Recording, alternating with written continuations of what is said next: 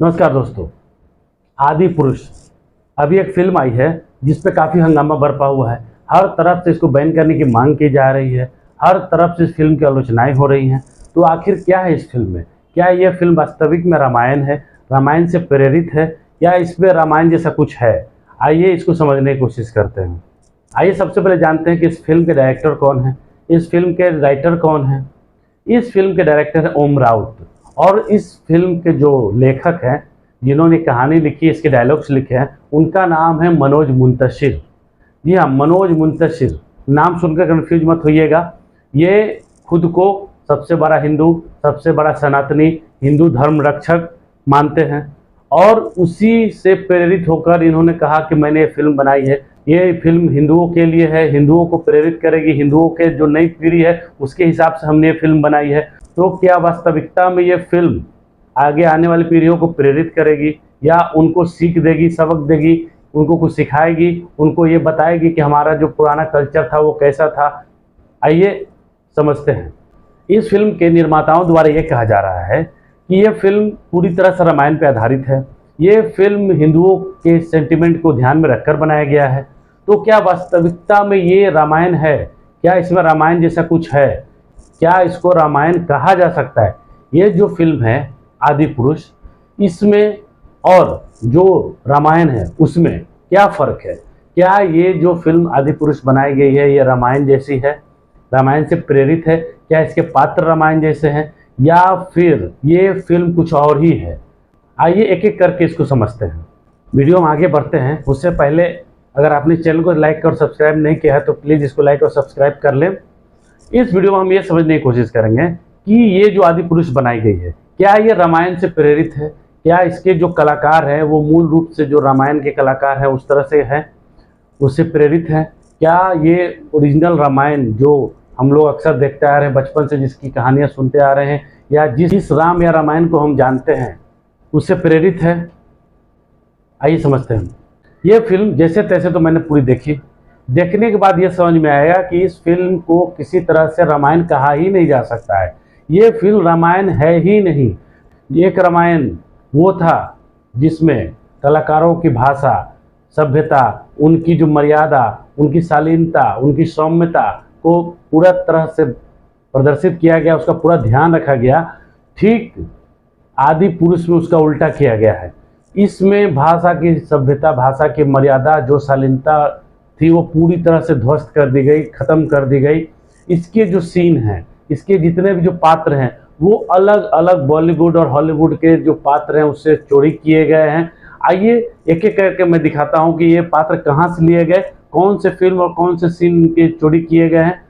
देखते हैं। जैसे ये फिल्म आदि पुरुष शुरू होती है तो जो श्री राम के जन्म से लेकर उनके बन जाने तक जितने भी जो बीच की कहानी थी वो कास्टिंग में ख़त्म हो जाती है। कहानी सीधे शुरू होती है एक गुफा से, जहां माता सीता हैं, लक्ष्मण हैं, और जो श्री राम है वो पानी के नीचे ध्यान मुद्रा में बैठे हुए ध्यान लगा रहे हैं।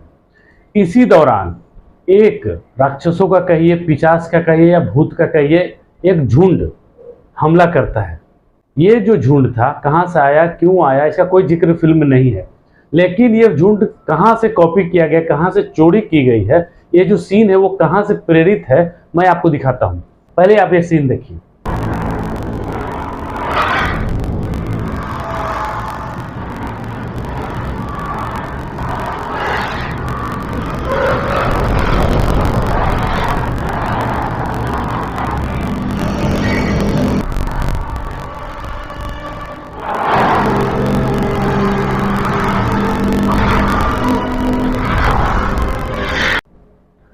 ये जो सीन अभी आपने देखा, ये हॉलीवुड की मशहूर फिल्म है हैरी पॉटर, उसका एक सीन है। उस फिल्म में ये जो पिशाच जैसी जो आकृति दिखाई जा रही है, उसमें इस पिशाच का नाम था टम पिशाच। ये जो उसमें कैरेक्टर है वो लोगों के प्राण लेता है। वो जादू वाली एक फिल्म है, उससे ये जो सीन है वो चोरी की गई, वो वहाँ से उठाकर जस का तस यहाँ पे आदि पुरुष में कॉपी करके यहाँ डाल दी गई। अब कहानी में आगे बढ़ते हैं। एक सीन में प्रभु श्री राम एक झरने के नीचे नहा रहे हैं। इसी दौरान एक महिला जो रावण की बहन थी शूर्पणखा, वो आई और राम को देखकर मोहित हो गई। और उनसे कहती है कि मैं आपको अपना पति स्वीकार करती हूँ।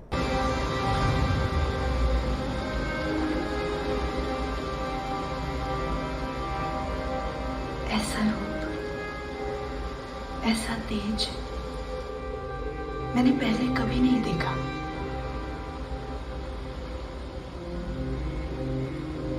मैं तुम्हें अपना पति वरण करती हूँ। ये जो सीन है ये अभी हाल ही में आई फिल्म बाहुबली से पूरी तरह से कॉपी की गई है। आप बाहुबली का ये सीन देखिए।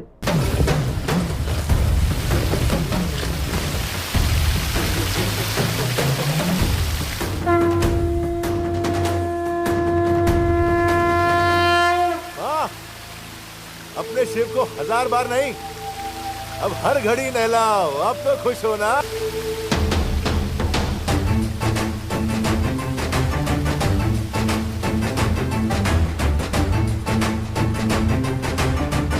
ये सीन और जो आदि पुरुष में डाली गई सीन है वो दोनों कहीं से भी भिन्न नहीं है। दोनों में जो प्रभास, जो मुख्य कलाकार हैं इस फिल्म में, जो श्री राम के कैरेक्टर में है, उनका एटीट्यूड, उनकी जो बॉडी लैंग्वेज, उनका जो बॉडी शेप, सब कुछ जस का तस बाहुबली से कॉपी किया गया। इस फिल्म में जो प्रभु श्री राम का जो आप बॉडी एक्शन देखेंगे, बॉडी लैंग्वेज देखेंगे, एटीट्यूड देखेंगे, उनका जो चाल ढाल चलने का जो स्टाइल है वो पूरी तरह से बाहुबली से कॉपीड है।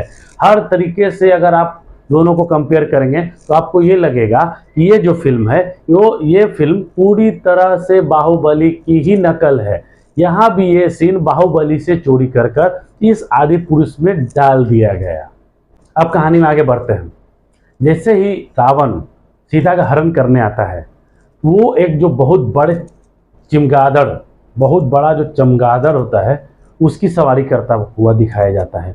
ये जो चमगादड़ है ये कोई ओरिजिनल या वास्तविक रूप में चमगादड़ नहीं है। ये चमगादड़ का जो स्वरूप है वो पूरी तरह से हॉलीवुड फिल्म से ही कॉपी किया गया है। पहले आप ये फोटोज देखिए। ये जो फिल्म्स हैं हॉलीवुड की वो ड्रैगन बेस्ड फिल्म्स है, ड्रैगन पे आधारित फिल्म है। ये जो आप चमगादड़ देख रहे हैं और जो ड्रैगन देख रहे हैं, इसी ड्रैगन को चमगादड़ के रूप में ढाल दिया गया, चमगादड़ के रूप में ट्रांसफॉर्म कर दिया गया, इसको बना दिया गया और इसी चमगादड़ की सवारी रावण कर रहा है। जबकि रामायण में चमगादड़ की सवारी का कहीं कोई जिक्र नहीं है। रावण का चमगादड़ से कोई लेना देना नहीं है। रावण के पास एक पुष्पक विमान था जिस पर वो माता सीता को उठाकर ले गया था। लेकिन ये सीन, ये जो कैरेक्टर है, ये भी हॉलीवुड के फिल्म से चोरी करके बनाया गया। यहाँ भी ये कैरेक्टर हॉलीवुड फिल्मों से लेकर आदि पुरुष में डाला गया। अब आगे बढ़ते हैं। जैसे ही जो रावण का चमगादड़ महल के पास पहुंचता है तो उसको पकड़ने के लिए 2-4 उसके जो अंगरक्षक या जो राक्षस होते हैं वो उसको पकड़ रहे होते हैं। वो जो राक्षस है, वो जो कैरेक्टर है, वो भी हॉलीवुड फिल्म से ही कॉपी किया गया है। आप कई सीन्स में उस तरह के जो स्ट्रक्चर वाले, उस तरह की आकृति वाले जो राक्षस देखते हैं इस फिल्म में, वो जो है वो पूरी तरह से हॉलीवुड से ही प्रेरित है, वहां से ही कॉपी किया गया है। ये आप एक फोटो देखिए। ये जो फोटो है वो भी हॉलीवुड के फिल्म हैरी पॉटर का एक कैरेक्टर है। उसमें ये एक राक्षस के रूप में है जो लोगों को मारता है। ये जो आकृति आप देख रहे हैं इसी की पूरी नकल करके रावण का जो अंगरक्षक है, राक्षस जो सेना है, उसको बनाया गया है। यहाँ भी ये जो सीन है या ये जो कैरेक्टर है वो हॉलीवुड फिल्म से चोरी करके ही आदि पुरुष में डाला गया है। आगे एक सीन में देखते हैं। जैसे श्री राम लंका पहुंचते हैं और दोनों तरफ की सेनाएं जो आमने सामने खड़ी होती हैं, उसी बीच जो रावण का बेटा है मेघनाथ, उसकी एंट्री होती है। उसका जो चलने का स्टाइल है, उसका जो कैरेक्टर है, वो भी एक हॉलीवुड फिल्म से कॉपी की गई है। पहले आप ये सीन देखिए।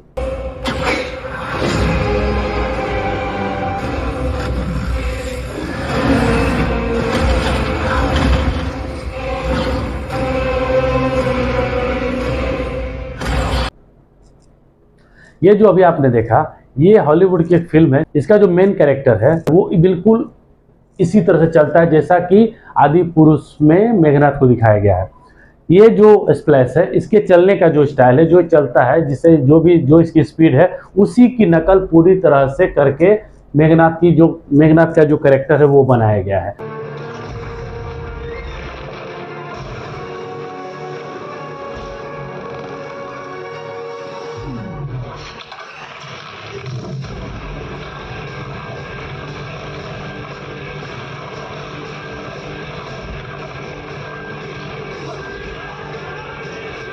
इस फिल्म में मेघनाथ भी बिल्कुल वैसे ही चल रहा है जैसा कि हॉलीवुड फिल्म में वो जो मुख्य कैरेक्टर है वो चलता है।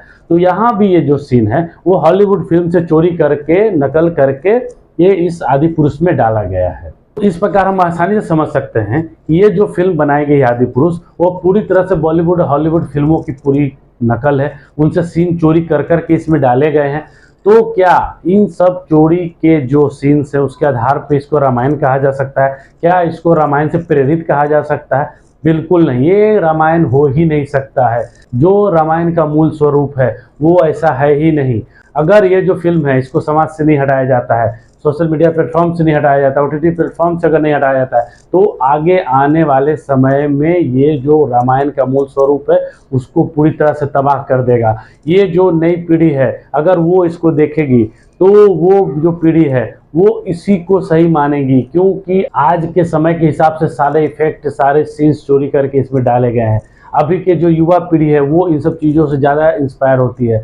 तो क्या जो युवा पीढ़ी इस तरह के जो फर्जी और जो नकली चीज़ें देखेंगी तो क्या वो अपने जो पुराना जो इतिहास है, अपने जो पुराने रामायण है उसको पहचान पाएगी, उसको समझ पाएगी, उसको जान पाएगी? नहीं, ये पूरी युवा पीढ़ी, पूरे देश के भविष्य के साथ खिलवाड़ किया गया है। इस मनोज मुंतशिर ने एक बहुत बड़ा नुकसान पहुंचाया है सनातन धर्म को। सनातन धर्म को मानने वाले लोगों के लिए एक बहुत बड़ी त्रासदी साबित होगी ये फिल्म। इसीलिए इस फिल्म को जितनी जल्दी हो सके बैन किया जाए, इस फिल्म को सारे प्लेटफॉर्म से हटाया जाए, नहीं तो ये आगे आने वाले जो भविष्य है उसको चौपट करेगा, तबाह करेगा, नई युवा पीढ़ी को गलत संदेश देगा।